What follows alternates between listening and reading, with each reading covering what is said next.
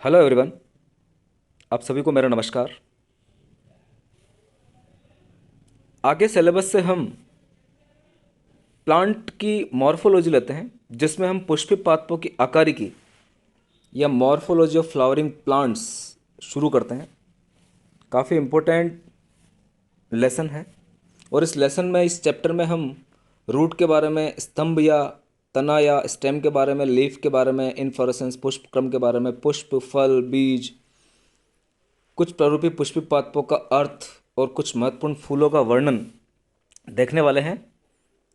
तो आइए dear students, हम शुरू करते हैं पुष्पीय पादपों की आकारिकी। हम सभी जानते हैं कि एंजियोस्पर्म की आकारिकी या बाह्य संरचना में बहुत विविधता मिलती है। यानी एंजियोस्पर्मिक प्लांट जो है वो काफ़ी विविधता लिए हुए होते हैं, क्योंकि ये उच्च पादपों का एक विशाल समूह है। फ्लावरिंग प्लांट्स या एंजियोस्पर्मिक प्लांट्स में सभी उच्च पादपों को सम्मिलित किया गया है। इन उच्च पादपों में हमें मूल, स्तंभ, पत्तियां, पुष्प, फल की उपस्थिति देखने को मिलती है, या इनके ये मुख्य अभिलक्षण है। तो डियर स्टूडेंट्स, इस लेसन में सबसे पहले हम मूल या रूट को शुरू करते हैं। पुष्पीय पादप का जो भूमिगत भाग है वो मूल तंत्र बनाएगा, रूट सिस्टम बनाएगा, और जो ऊपरी भाग है वो प्ररोढ़ तंत्र या शूट सिस्टम बनाता है। तो बिल्कुल आपको दोनों ही सिस्टम याद रखने हैं। जो रूट सिस्टम है वो मूल तंत्र कहा जाएगा, और जो शूट सिस्टम है उसे हम प्ररोढ़ तंत्र कहेंगे, जो ऊपरी भाग बनाएगा। तो सबसे पहले हम मूल या जड़ की बात करते हैं। तो आप देखिए, अधिकांश द्विबीजपत्री पादपों में जो डाइकोट प्लांट्स है, मूलांकुर के लंबे होने से, जो मूलांकुर जिसे हम रेडिकल भी बोलते हैं, आप रेडिकल के नाम से भी इसे जानते हैं, मूलांकुर के लंबे होने से प्राथमिक मूल बनती है या प्राइमरी रूट बनती है, जो मिट्टी में उगती है। इसमें से पार्श्व मूल निकलती है या लेटरल रूट निकलती है, जिन्हें हम द्वितीयक और तृतीयक मूल कह देंगे, सेकेंडरी और टर्शरी रूट कह देंगे। तो बिल्कुल आप लोगों को ध्यान रखना है कि मूलांकुर के लंबे होने से सबसे पहले प्राइमरी मूल बनेगी या प्राइमरी रूट बनेगी, जो मिट्टी में उगती है, और इनसे लेटरल रूट निकलती है। उन लेटरल रूट्स को या पार्श्वीय जड़ों को हम द्वितीयक और तृतीयक मूल या सेकेंडरी या टर्शरी रूट कह देंगे। प्राथमिक मूल तथा इसकी शाखाएं मिलकर मुस्ला मूल तंत्र बनाती है। तो फिर से आपको याद रखना है, प्राथमिक मूल या प्राइमरी रूट और इसकी ब्रांचेज मिलकर मुस्ला मूल तंत्र या टेप रूट सिस्टम बनाएगा। टेप रूट सिस्टम इनके द्वारा बनाया जाएगा। तो मुस्ला मूल तंत्र बनाता है, और इसका सबसे अच्छा एग्जाम्पल है सरसों का पौधा। यानी अगर आपसे पूछा गया है कि टेप रूट सिस्टम या मुस्ला मूल तंत्र किस में दिखाई देता है, तो मस्टर्ड प्लांट में या सरसों के पौधे में दिखाई देगा। चित्र भी अभी अपन देखने वाले हैं टेप रूट सिस्टम का। एक बीजपत्री पौधों में प्राथमिक मूल अल्पायु होती है। अगर अपन मोनोकोट की बात करें तो जो प्राइमरी रूट है वो शॉर्ट लाइव्ड पाई जाएगी या अल्पायु पाई जाएगी, कम आयु वाली होगी, और इसके स्थान पर अनेक मूल निकल जाती है। यानी प्राथमिक मूल के स्थान पर अनेक दूसरी जड़ें निकल जाती है। ये मूल तने के आधार से निकलती है, और ये जो मूल है वो तने के आधार से निकलेगी। इसे हम जकड़ा मूल तंत्र कहेंगे या फाइब्रस रूट सिस्टम हम बोलते हैं। बिल्कुल आपको याद रखना है। टेप रूट सिस्टम अभी हमने डाइकोट प्लांट में देखी है, सरसों में देखी है, और फाइब्रस रूट सिस्टम हमने एक बीजपत्री पौधे या मोनोकोट के अंदर देखी है। जैसे मोनोकोट का एग्जाम्पल हो जाएगा आपका गेहूं का पौधा। तो बिल्कुल आप लोगों को अच्छे से ये सारे एग्जाम्पल भी याद करने की। फाइब्रस रूट सिस्टम का एग्जाम्पल आपका गेहूं हो जाएगा, और टेप रूट सिस्टम का आपका एग्जाम्पल हो जाएगा मस्टर्ड या सरसों का पौधा। ये आपको सरसों का पौधा यहाँ पर दिखाया गया है। इस सरसों के पौधे में आप देख सकते हैं प्राइमरी रूट, सेकेंडरी रूट और पूरा रूट सिस्टम। आगे हम देखते हैं पौधे जैसे घास, ग्रासेज में, बरगद में मूल मूलांकुर की बजाय पौधे के अन्य भाग से निकलते हैं। तो बिल्कुल आपको दोनों फिर से एग्जाम्पल याद रखना है, ग्रासेज में और बैनियन ट्री में। जो मूल है या जड़ है मूलांकुर की बजाय रेडिकल से नहीं निकलकर किसी अन्य भाग से निकलती है। इन्हें हम अपस्थानिक मूल या एडवेंटिशियस रूट बोलेंगे। तो आपको एडवेंटिशियस रूट या अपस्थानिक जड़ों के उदाहरण भी याद रखने हैं। घास और बरगद के अंदर जो रूट है वो रेडिकल से ना निकलकर अन्य भागों से निकलती है, इन्हें हम अपस्थानिक मूल कह देंगे। मूल तंत्र का प्रमुख कार्य क्या है वो आपको ध्यान रखना है। मिट्टी से पानी और खनिज लवण का अवशोषण करना, पौधे को मिट्टी में जकड़े रखना या जकड़ कर रखना कि पौधा जो है वो मिट्टी में बिल्कुल जकड़े हुए रहे, खाद्य पदार्थों का संचय करना, स्टोरेज ऑफ फूड मटेरियल तथा पादक नियामकों का संश्लेषण करना, जो प्लांट रेगुलेटर्स है उनका सिंथेसाइज करना या उनका संश्लेषण करना। तो ये मूल तंत्र के प्रमुख कार्य हो जाएंगे। ये सारे कार्य भी आप लोगों को याद रखने हैं।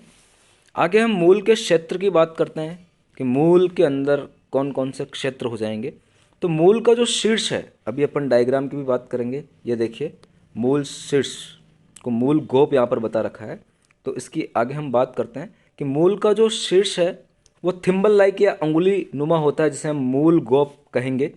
इसे रूट कैप के नाम से जाना जाता है। बिल्कुल आप लोग इंग्लिश वर्ड भी ध्यान रखेंगे। ये कोमल शीर्ष की रक्षा करता है। तो शीर्ष भाग की रक्षा के लिए मूल गोप होता है। जब मूल मिट्टी में अपना रास्ता बना रही होती है तो ये कोमल शीर्ष की रक्षा के लिए पाया जाता है। तो जब मूल या जड़ मिट्टी में आगे की तरफ अपना रास्ता बनाती है तो उसकी सुरक्षा के लिए, उसके कोमल शीर्ष की सुरक्षा के लिए ये रूट कैप पाई जाती है। मूल गोप से कुछ मिलीमीटर ऊपर मेरिस्टेमिक क्रियाओं का क्षेत्र होता है, यानी जोन ऑफ मेरिस्टेमेटिक। बिल्कुल आपको ये ध्यान रखना है, कुछ ऊपर मेरिस्टेमिक सक्रियता का क्षेत्र या होता है, या जोन ऑफ मेरिस्टेमेटिक एक्टिविटी का क्षेत्र यहाँ पर पाया जाता है। इस क्षेत्र की कोशिकाएं बहुत छोटी होती है, पतली भित्ति वाली होती है और उनमें सघन प्रोटोप्लाज्म पाया जाता है। इनमें बार बार विभाजन होता रहता है। मेरिस्टेम का मतलब भी बार बार विभाजन होना होता है, आप याद रखेंगे। प्लांट्स के अंदर पाए जाने वाले ऐसे उत्तक जिनमें बार बार विभाजन होता रहता है उन्हें हम मेरिस्टेमेटिक टिश्यू कहेंगे। मेरिस्टेमेटिक टिश्यू हम उन्हें बोलेंगे। तो बिल्कुल आप लोगों को याद रखना है, मेरिस्टेमेटिक टिश्यू के अंदर बार बार विभाजन होते रहेंगे। इस क्षेत्र में समीपस्थ स्थित कोशिकाएं शीघ्रता से लंबाई में बढ़ती है। जो पास वाली कोशिकाएं हैं वो लंबाई में बढ़ेगी और मूल को लंबाई में बढ़ाएगी और जड़ की लंबाई का कारण बनेगी। और इस क्षेत्र को हम दीर्घीकरण क्षेत्र कर देंगे, यानी जोन ऑफ मेरिस्टेमेटिक एक्टिविटी के पास और भी कोशिकाओं का क्षेत्र मिलेगा, जिसे हम जोन ऑफ इलोंगेशन बोल देंगे या दीर्घीकरण क्षेत्र कर देंगे। तो दीर्घीकरण क्षेत्र को भी आपको याद रखना है।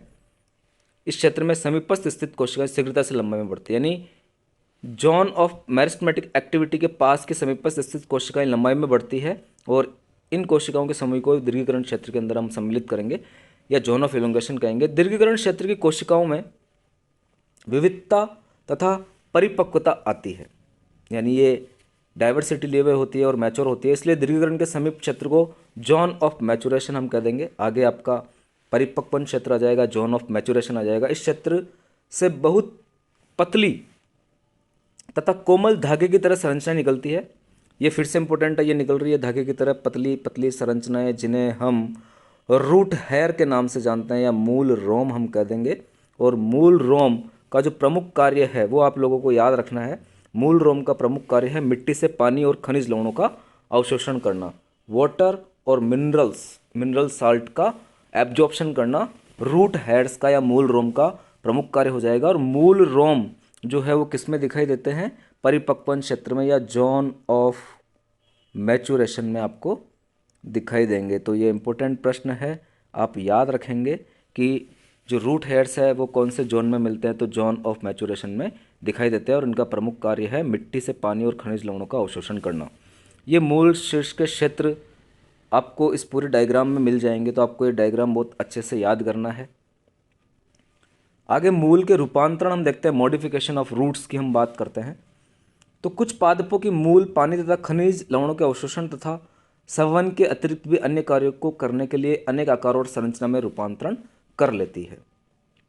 यानी पानी खनिज लवण का अवशोषण तो वो कर ही रही है, कुछ अन्य कार्यों को करने के लिए भी अपना रूप चेंज कर लेती है जड़ें। ये भोजन संचय करने के लिए, सहारे के लिए, श्वसन के लिए अपने आप को रूपांतरित करती है। तो याद रखेंगे, भोजन संचयन में, सहारा देने में और श्वसन के लिए अपने आप को ये मॉडिफाई करेगी। चित्र 5.4 और 5.5 में ये दिखाया हुआ अभी अपन बात करेंगे।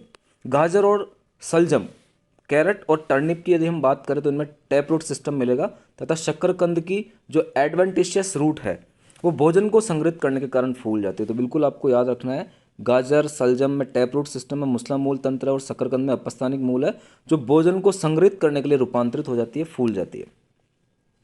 क्या आप इसी प्रकार के कुछ अन्य उदाहरण दे सकते हैं? क्या आपको कभी यह देखकर आश्चर्य हुआ कि बरगद से लटकती हुई संरचनाएं क्या इसे सहारा देती है? तो ये कुछ प्रश्न है हमारे पास। तो आप लोगों को यहाँ पर जो एग्जाम्पल दिए हुए हैं उन्हें अच्छे से याद करना है। बरगद में भी हमें कुछ रूट दिखाई देगी जो लटकती हुई संरचना के रूप में हमें नजर आएगी। इन्हें हम प्रोप रूट कह देंगे या सहारा देने वाली मूल कह देंगे। यानी मूलों के मॉडिफिकेशन में हम, रूट्स के मॉडिफिकेशन में हम देख रहे हैं कि कुछ जो रूट्स है वो भोजन को संग्रहित करने का काम कर रही है और कुछ रूट सहारा देने का काम कर रही है। तो बरगद में पाए जाने वाली प्रोप रूट वो सहारा देने का काम करती है।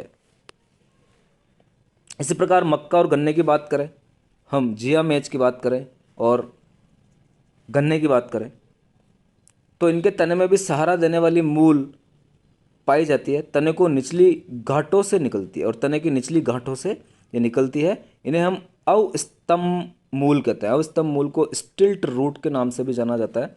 तो बिल्कुल आप याद रखेंगे, स्टिल्ट रूट या अवस्तंभ मूल जो कि तने की निचली गांठों से निकलती है, मक्का और गन्ने में मिलती है। बिल्कुल आपको याद रखना है। कुछ पौधों जैसे राइजोफोरा, काफ़ी इंपॉर्टेंट प्रश्न आता रहता है। राइजोफोरा जो कि स्वाम्पी एरिया में, अनूप क्षेत्रों में, दलदली भागों में पाया जाता है, में बहुत सी मूल भूमि के ऊपर वायु में निकलती है। यानी ये मूल जो होती है वो पॉजिटिवली जियोट्रॉपिक होती है, क्योंकि मूल जो है मूल जो है वो पॉजिटिवली जियोट्रॉपिक होगी, लेकिन ये नेगेटिवली जियोट्रॉपिक होती है, यानी गुरुत्वाकर्षण के विरुद्ध ऊपर की तरफ आती है। तो आपको ध्यान रखना है कि जो श्वसन मूल है वो नेगेटिवली जियोट्रॉपिक होगी, यानी रूट गुरुत्वाकर्षण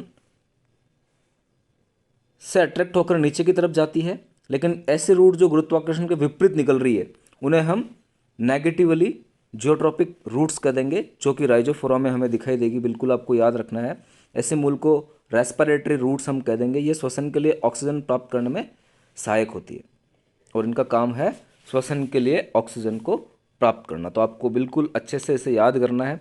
बरगद के वृक्ष को सहारा देने के लिए मूल में रूपांतरण, तो आपको यहाँ पर प्रॉप रूट्स बरगद के अंदर नज़र आ रही है। बिल्कुल प्रॉप रूट्स आपको बरगद में दिखाई देगी। तो यहाँ तक अपना जो जड़ तंत्र है वो पूरा हो जाता है। और जो इम्पोर्टेंट चीज़ें, बेसिक चीज़ें हैं, आप लोगों को काफ़ी अच्छे से अपने दिमाग में रखनी है कि प्रॉप रूट कहाँ पे मिलती है, ये किसका काम कर रही है, स्टिल्ट रूट कहाँ मिल रही है, रेस्पिरेटरी रूट कहाँ मिल रही है ना। और रेस्पिरेटरी रूट जो है वो नेगेटिवली जियोट्रॉपिक होगी या गुरुत्वाकर्षण के विरुद्ध वृद्धि करती है, राइजोफोरा के अंदर पाई जाती है। और इसी प्रकार से स्टोरेज के लिए जो रूट है वो किस में मिलती है। तो मूल के रूपांतरण भी काफ़ी इंपॉर्टेंट है। आप सभी स्टूडेंट्स को ये सारे रूपांतरण बहुत अच्छे से याद करने हैं। तो आज के इस वीडियो में हम मूल या जड़ तंत्र ही पढ़ते हैं। तना तंत्र में नेक्स्ट क्लास में पढ़ाऊंगा। तब तक के लिए आप लोगों का बहुत बहुत धन्यवाद।